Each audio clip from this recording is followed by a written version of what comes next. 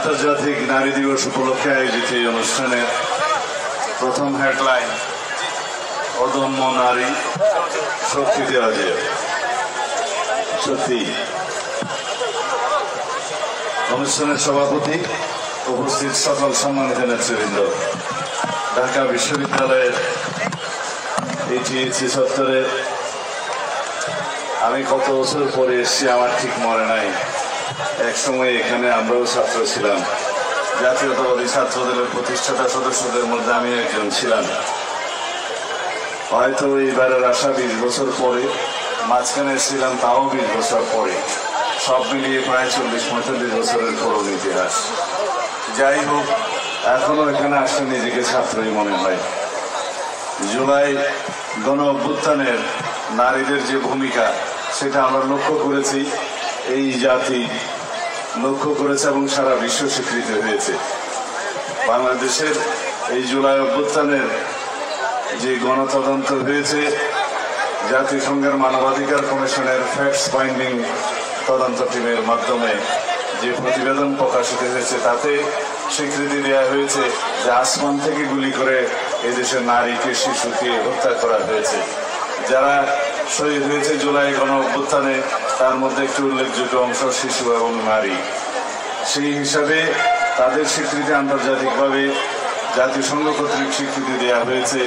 সারা বাংলাদেশের সকল মিডিয়া এবং সমস্ত রাজনৈতিক দল, সামাজিক শক্তি এবং মানবাধিকার সংস্থাগুলো স্বীকৃতি দিয়েছে নারীর ভূমিকা এই গণ অভ্যুত্থানে।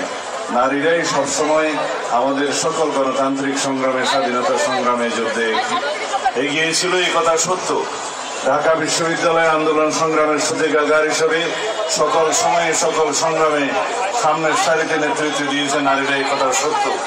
তাই আমরা দেখেছি আমাদের এই অর্জিত বিজয়ে নারীর একটি অংশগ্রহণ এবং একটি ভাগ আছে, যার সিংহভাগে আমরা বলতে পারি নারীদের।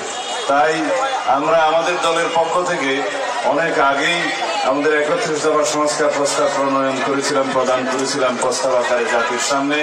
তার মধ্যেও আমাদের প্রতিশ্রুতি আছে এবং বর্তমান গণ আকাঙ্ক্ষা অনুযায়ী জুলাই গণ অভ্যুত্থানের শহীদের প্রত্যাশা এবং আকাঙ্ক্ষা অনুযায়ী আমরা নারী সহ সমাজের অন্যান্য অংশের যে ক্ষমতায়নের জন্য আমরা প্রতিশ্রুতি দিয়েছি, তার মধ্যে অন্যতম হচ্ছে যে নারীদের ক্ষমতায়ন করা হবে সাংবিধানিকভাবে, সংসদীয়ভাবে এবং আইনিভাবে, প্রাতিষ্ঠানিকভাবে সমাজের সর্বক্ষেত্রে নারীদেরকে ক্ষমতায়ন করা হবে এবং সেই ক্ষমতায়নের হার পূর্বের তুলনায় বৃদ্ধি পাবে।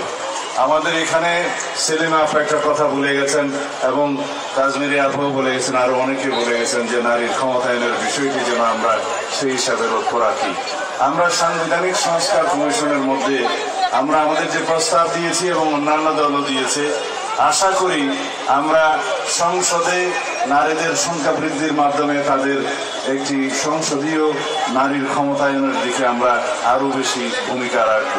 আর যেগুলো আইনি এবং প্রাতিষ্ঠানিক দিক আছে এবং বিভিন্ন গণতান্ত্রিক প্রতিষ্ঠান আছে, সেখানে নারীর অংশগ্রহণ অবশ্যই বাড়বে, বই কমবে না।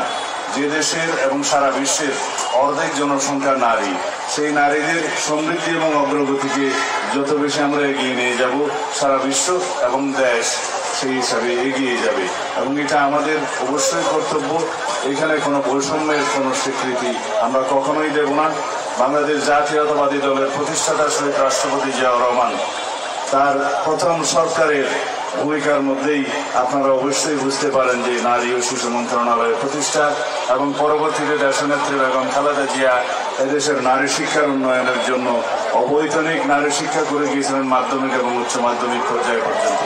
এগুলো শুধু উল্লেখ করার জন্য বড় বড় আমাদের বিভিন্ন কর্মসূচির উল্লেখ, বাট সমাজের বিভিন্ন স্তরে আপনারা লক্ষ্য করবেন বিএনপি, দেশনেত্রী বেগম খালেদা জিয়া এবং শহীদ রাষ্ট্রপতি জিয়াউর রহমান এদেশের নারী, শিশু এবং যুব সমাজের উন্নয়নের জন্য যে সমস্ত প্রাতিষ্ঠানিক, সাংবিধানিক পদক্ষেপ নিয়েছিলেন, তার মধ্যে দিয়ে জাতি অনেক দূর এগিয়ে গেছে।